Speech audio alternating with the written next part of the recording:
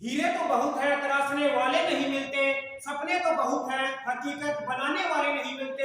हुनर की कहाँ कमी है साहब, बस पहचानने वाले नहीं मिलते। पढ़ने वाले बहुत हैं, पढ़ाने वाले नहीं मिलते। गिराने वालों की कोई कमी नहीं है, बस उठाने वाले नहीं मिलते। सभी साथियों को नमस्कार। तो साथियों, हमारा टॉपिक चल रहा था दौनी। दौनी के अंदर कल हमने बात की थी तरंग की। तरंग क्या होती है, तरंग कितने प्रकार की होती है? सर, दो प्रकार की होती है। यांत्रिक तरंग होती है और एक अयांत्रिक तरंग होती है। ठीक बात है। फिर हमने बात की थी यांत्रिक तरंग की कि यांत्रिक तरंग होती है वो कितने प्रकार की होती है? सर, दो प्रकार की होती है, अनुप्रस्थ तरंग और अनुदैर्घ्य तरंग। ठीक बात है। उसके बाद में हमने चर्चा की थी यांत्रिक तरंग की। यांत्रिक तरंग की बात की थी। फिर हमने बात की थी दावनी तरंग की। बताओ, दावनी तरंग की आवृत्ति क्या होती है, प्रकृति क्या होती है और आवृत्ति का मात्रक क्या होता है? फिर हमने बात की थी दावनी तरंगे कितने प्रकार की होती है? सर, तीन प्रकार की होती है। कौन कौन सी? सर्वतरंग, असर्वतरंग और परासर्वतरंग। परासर्वतरंग को और क्या बोला जाता है? अल्ट्रासोनिक तरंग। ठीक बात है। इनकी हमने विस्तार से कल चर्चा की थी। अब आगे हम बात करते हैं पहले सर्वतरंगों की।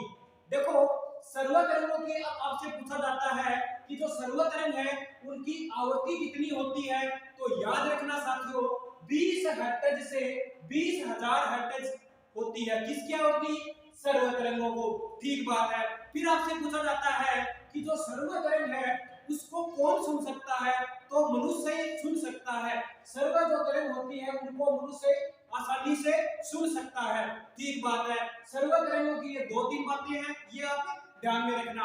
फिर बात करते हैं असर्व तरंग की। दो नंबर पे क्या आता है? असर्व तरंग। ठीक बात है। अब आपसे पूछा जाता है कि असर्व तरंगों की आवृत्ति कितनी होती है? तो याद रखना, 20 हर्ट्ज से कम होती है। किसकी आवृत्ति? असर्व तरंगों की आवृत्ति। ठीक बात है। फिर आपसे पूछा जाता है कि जो असर्व तरंग है वो कहां से निकलती है? तो याद रखना, भूकंप के समय असर्व तरंग निकलती है। यानी भूकंप के समय असर्व तरंग निकलती है। ठीक बात है। फिर आपसे पूछा जाता है कि सर्वप्रथम भूकंप का सर्वप्रथम किसको पता चलता है? यानी भूकंप का सर्वप्रथम किसको पता चलता है? तो कुत्ता, बिल्ली, चूहा या इत्यादि।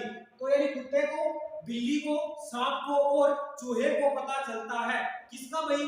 भूकंप आने के ऊपर। आपने देखा होगा आपके घर में क्या है? सर, कुत्ता। हाँ है। तो आप कुत्ते के पास से गुजरोगे तो कुत्ता पहले ही खड़ा हो जाता है, क्योंकि वह कौन सी तरंग सुनता है? असर्व तरंग सुनता है। ठीक बात है। फिर आपसे पूछा जाता है कि भूकंप के समय कौन सी गैस निकलती है? तो याद रखना, रेडोन गैस निकलती है। भूकंप के समय कौन सी गैस निकलती है?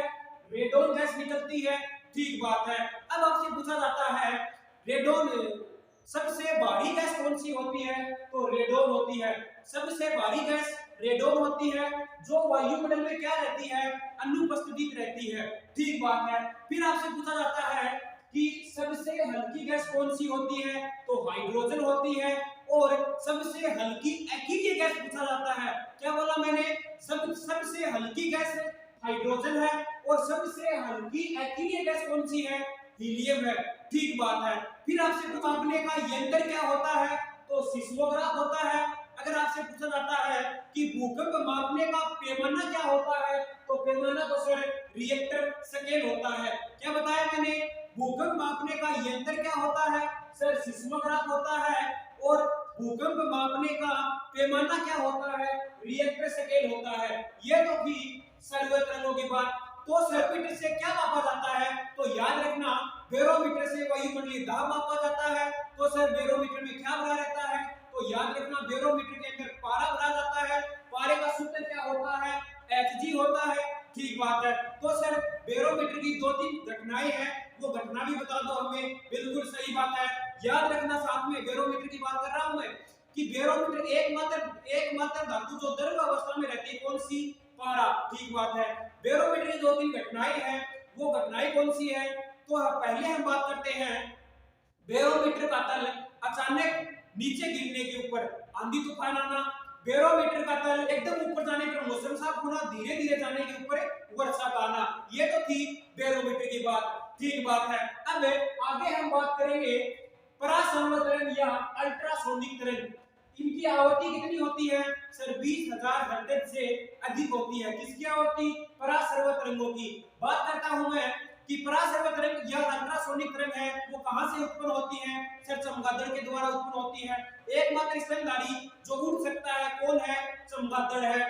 तो अगर आपसे पूछा जाता है कि सबसे छोटा स्तनधारी कौन सा है तो छछूंदर या चमगादड़। ठीक बात है। अगर आपसे पूछा जाता है कि चमगादड़ रात्रि को ही क्यों उड़ता है, दिन में नहीं क्यों, दिन में क्यों नहीं उड़ता, तो याद रखना साथियों, क्योंकि चमगादड़ है वो परासंवर तरंगों को क्या करता है? अवशोषित करता है, इसीलिए रात्रि को उड़ता है। अब और भी तमाम बातें हम अगली क्लास में बात करेंगे किसकी? परासंवर या अल्ट्रासोनिक तरंगों की। तो तब तक हंसते रहो, मुस्कुराते रहो। जय हिंद, जय भारत।